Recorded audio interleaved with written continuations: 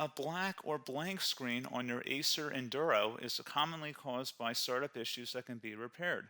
We will use Windows Recovery, repair boot files, restore system components, and walk through proven troubleshooting steps.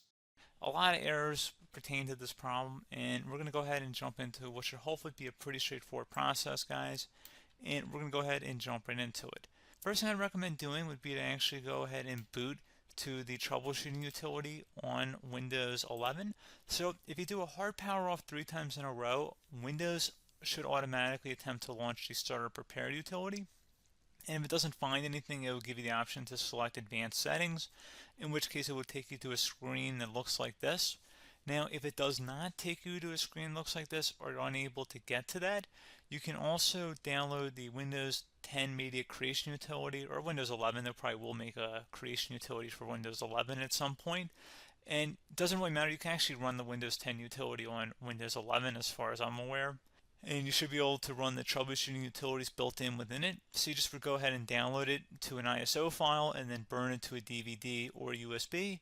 It'd have to be about 4 gigabytes or more. It couldn't be a small USB flash drive, and it couldn't be a CD. It'd have to be a DVD. And then you'd boot your computer from it.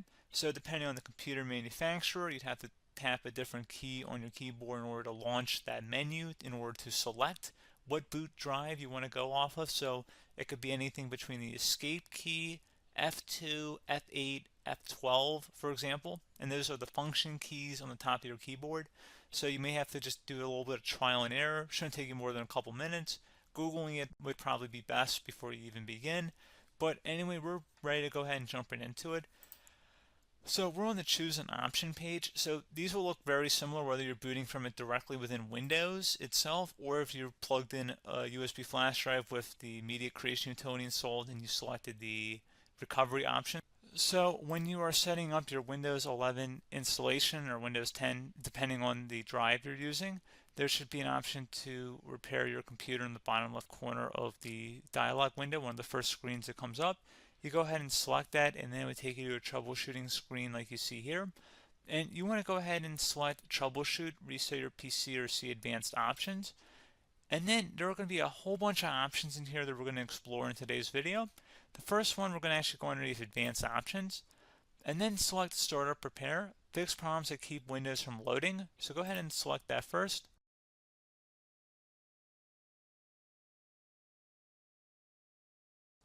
Okay, so you can see it could now repair our PC.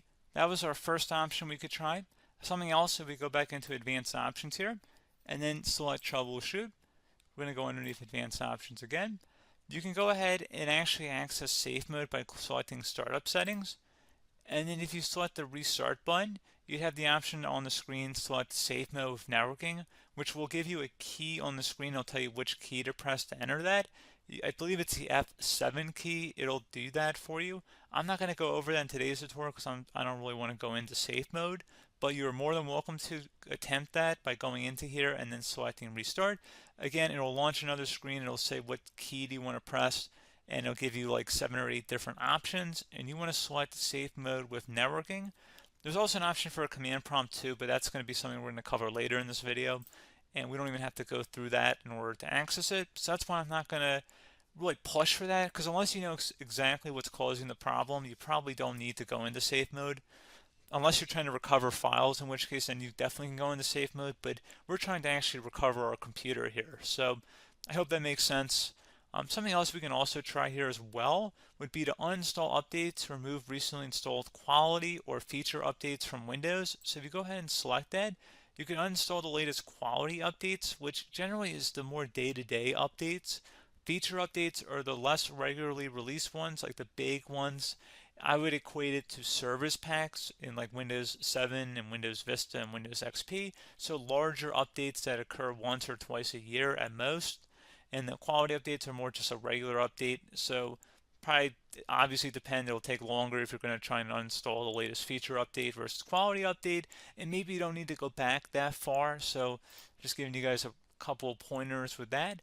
Something else you can also look at here, and we're going to jump into the command prompt in a little bit, but you can select System Restore, which will use a restore point recorded on your PC to restore Windows. And this is something I would highly recommend here, guys. So select Next. Assuming you have a restore point saved on your computer, you go ahead and select the most recently created one, and you'll select next, and then you'll select the drive. You shouldn't actually have to select the drive. You can scan for affected programs, but we're going to keep it all default here, and then we're going to select finish. So once started, system restore cannot be interrupted. Do you want to continue? I think we're going to select yes. I don't think we have anything better to do on our computer right now, so just give it a moment here to initialize. It will take a couple minutes to run, obviously depending on how large your hard drive is and how much is saved on the system restore point. So just give it a couple minutes here.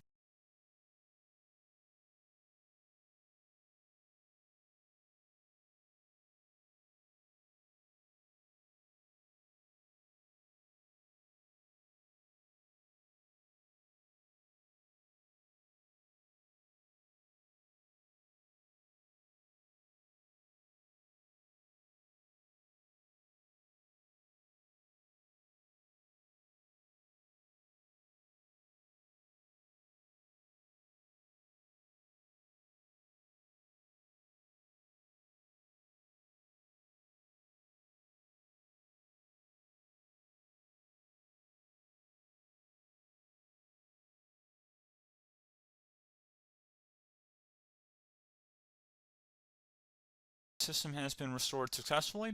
We're going to go over a couple different methods addition to that if that did not work. So I'm just going to pause the video and we're going to start back up back on the recovery screen that we started with. Okay, so a couple other things we can try here too. If you go back into troubleshoot, you can select reset your PC, let you choose to keep or remove your personal files and then reinstalls Windows. You can select to keep my files, which will remove apps and settings but keeps your personal files. You can also select remove everything, which will remove all of your personal files, apps, and settings. So this is more of a factory reset, the second option here. First option, it should not delete all of your personal files. However, it will pretty much clear most of your programs. And keep in mind, there's no guarantee that your information, number one, is even still available and easily recoverable on your computer to the point that you actually would be able to recover anything. And the second point is that there's always a chance that it won't actually recover and it will just do a factory reset anyway. So there's no guarantee that actually would keep your files anyway. So I would recommend trying to get a recovery tool and backing that up first before selecting it anyway. But again, those are a couple different options. And then something else you can try here if you go back to the choose an option. Another option, if you go underneath choose an option and select troubleshoot, advanced options, and now select where it says command prompt. Okay, so the first thing we should do is type our main hard drive here. In most cases, it should be the C drive. So you just do a C colon and then hit enter on your keyboard.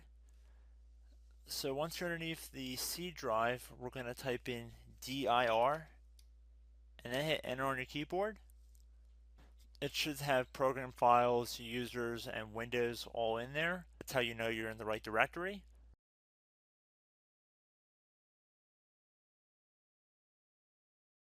In some cases, it might be the D drive as well, so just keep that in mind.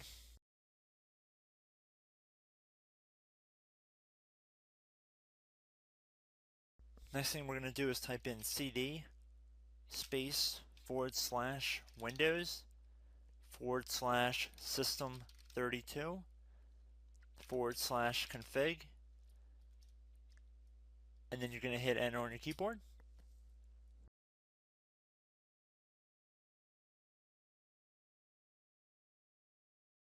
So now you're going to type md space backup. If you've seen other tutorials, it might also say to put down md backup. That's because the backup name is pretty common when you want to back something up. So you can name this whatever you want, doesn't have to be backup. So if you've already made a backup folder in the past, you could do backup 1, for example.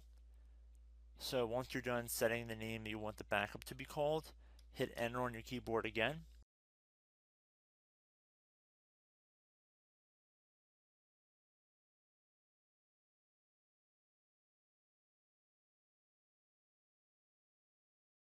At this point you want to type copy, C-O-P-Y, space, then you want to do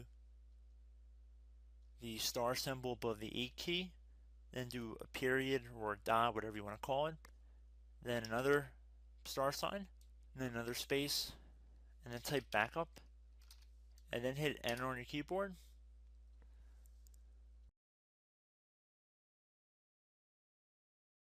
Now you want to type cd reg back, REG BACK, and then hit enter on your keyboard. So now that we are under the reg back, so now you want to type dir again and then hit enter.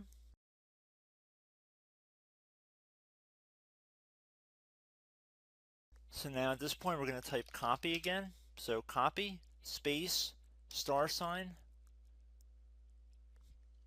dot, another $, space, and then 2 dots. So we're going to type copy space $, dot, sign, $, dot, dot, and then hit enter on your keyboard again. So for overwrite, you want to overwrite all. So type A on your keyboard, so capital A, and then hit enter on your keyboard.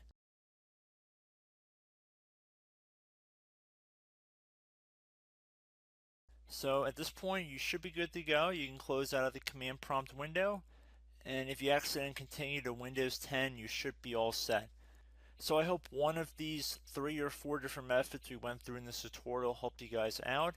Again, I'm not sure if you guys heard me earlier, but try to go back into your safe mode if possible and uninstall any programs you know might be conflicting with the Windows startup if you can get into safe mode.